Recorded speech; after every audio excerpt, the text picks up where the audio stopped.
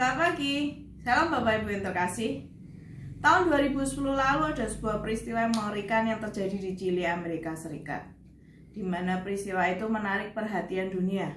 Ada sebanyak 32 pegawai tambang emas terperangkap di bawah tanah karena tertimpa reruntuhan. Dan untuk mengeluarkan pegawai tambang itu dibutuhkan usaha yang luar biasa, bukan suatu hal yang mudah. Bahkan mereka terperangkap sampai 3 bulan lamanya di dalam tanah.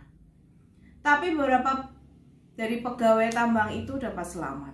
Dan salah satu dari mereka diwawancarai oleh salah suatu televisi swasta. Dia berkata bahwa kami kehabisan makanan, kami putus asa, kami tidak ada lagi harapan dan jalan keluar. Tapi di dalam sana kami menyadari bahwa harapan kami cuma satu, yaitu Allah sendiri. Jadi kami hanya berpikir, kecuali Allah melakukan mukjizat, maka kami tidak ada jalan keluar. Dan ternyata Allah benar melakukan mukjizatnya, dan kami keluar dengan selamat. Dalam situasi tertentu, hanya Tuhanlah satu-satunya yang dapat kita andalkan untuk menolong kita. Ada saatnya ketika uang tidak dapat lagi berbuat banyak.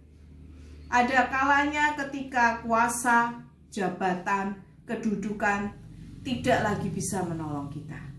Bahkan ada waktunya semua usaha kita menjadi sia-sia. Itulah yang dialami oleh Daud sebagai pemazmur dalam Mazmur 33. Daud tahu pasti bahwa kuda adalah senjata peperangan yang penting. Semakin banyak kuda, semakin banyak kesempatan untuk menang.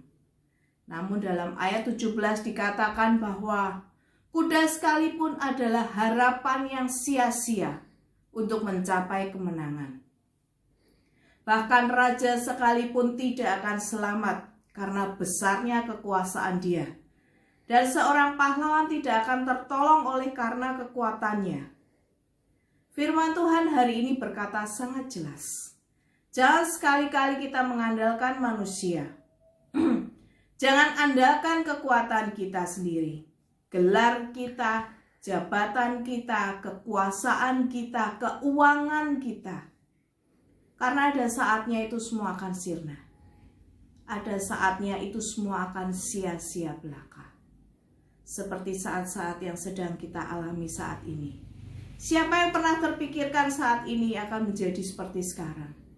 Kita punya uang banyak sekalipun, bagi seseorang yang sudah terjangkit dengan penyakit COVID, tidak akan dapat membeli kesembuhan dan menjamin keselamatannya.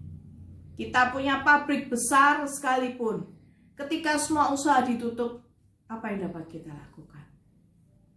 Bapak Ibu yang terkasih, jangan pernah sekalipun mengandalkan harapanmu dan memberikan pengharapanmu kepada manusia. Siapapun dia, apapun gelar dan jabatannya. Karena sekali lagi saya katakan, manusia serba terbatas. Hanya Allah lah yang tidak terbatas. Mari, mulai saat ini belajar untuk mengandalkan Tuhan sepenuhnya. Mungkin dulu kita sudah mengandalkan Tuhan, tapi masih separuh-separuh. Masih kadang kita berpikir diri kita bisa, diri kita mampu.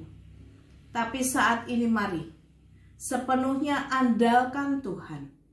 Tidak pakai separuh-separuh, tapi sepenuhnya berharaplah kepada Tuhan. Maka kita tidak akan dikecewakan.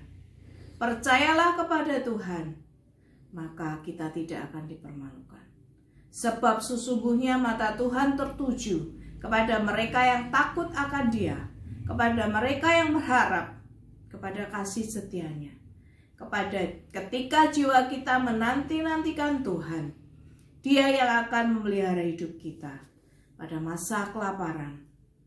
Dialah penolong kita dan perisai kita. Amin. Tuhan memberkati.